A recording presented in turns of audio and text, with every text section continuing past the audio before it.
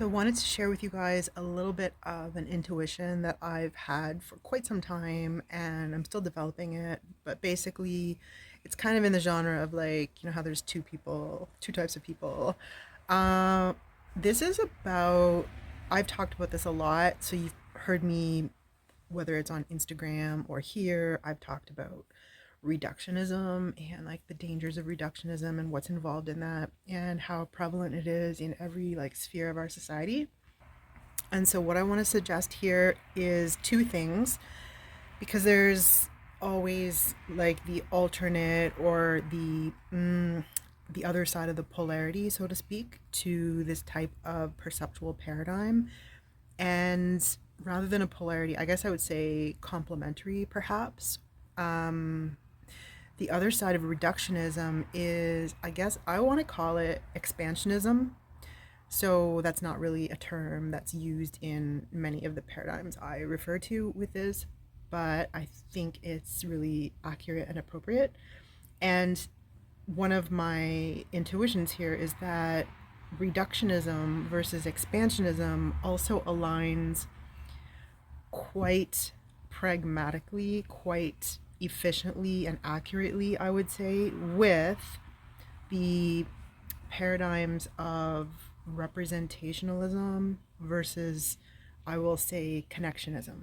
And the other part of the point with this is that I think that this also works as an index or symptom of like how heart centered we are, how much energy we are able to like run through a given experience will determine whether, or this is a huge factor anyway, it's not the only factor, but will determine whether we kind of like sink into reductionism or whether we can have the strength, the energetic strength really to like reach into connectionism and to expansionism, into making a link or a connection with the world, basically. And this works in all spheres. This works, I see it more and more, like in any kind of field with any kind of topic. So we have, our society is still very predominantly reductionist. It's very representationalist. And it's almost like, if you go back to like the original definitions of stress, and like stress being an index of like what you feel like you can't meet properly in the environment, like you can't adapt. And if we feel like we can't somehow take in the information or the energy available coming at us from a situation or an encounter, then we will sort of step back or fall back into representationalism. And this involves everything that it probably already suggests to you. When we need to conserve energy, we fall back on habits, we fall back on our loops, we fall back on our cognitive schemas and heuristics and biases. These are all kinds of reductions. These are also accurately treated as representations and maps of the world. And we all know the map is not the territory, right? The map is never the experience. Information is always a reduction of experience. This was like a great quote from Jaron Lanier. And one of the major issues we're facing now, of course, is that the digital is also like fully aligned with representationalism, with reductionism. Like it's very convenient. It's very convenient to reduce anything to like zeros and ones, or to any, I mean, once anything is digital, that's basically all we're talking about anyway. But it's really at work wherever we are, depending on a schema or schematism or heuristic, instead of like fully meeting an encounter or a situation or the what's actually presenting itself as new in a situation. Now, there's obviously good psychological and evolutionary reasons for why this happens. I'm not trying to like argue against it in that sense. But everything that is like good and meaningful and that we love and care the most about in this life is related to being able to make a connection, to being able to really literally like reach through or reach beyond the representations that we've been working with, which are always an index of the past experience, some kind of average we've made from past experiences, or literal habit loops, which are by definition no longer conscious. And so I think that we can consider reductionist in any field, any kind of account or narrative that kind of like just feeds into an existing habit loop, an existing kind of like routine or cultural ritual or any kind of existing collective loop, basically, for thinking or doing or experiencing and feeling, because we have all kinds of those. Most or all, many mental illnesses as such can are usually linked with like representationalism, like a reliance on representations that are no longer working, or some kind of like faulty mechanism happening on the level of representation, rather than being able to make a fully new, a fully present connection again with others, with the world, with your environment.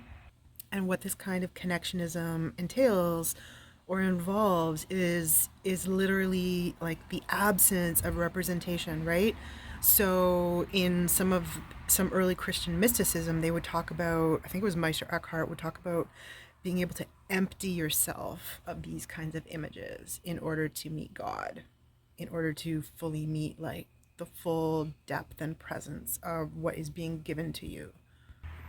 Now, obviously, there are great use cases for this level of representationalism, right? Like, that's how, as a human collective, we have achieved so much, is through this kind of ordered reduction into symbol or signs.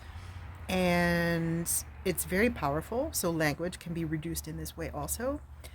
But I'm just saying that it's useful to like keep in mind like the duality here, so that you can like be better mindfully like present to when you want to consciously switch between them, or as what's required in a situation or experience that, or way in which you are developing.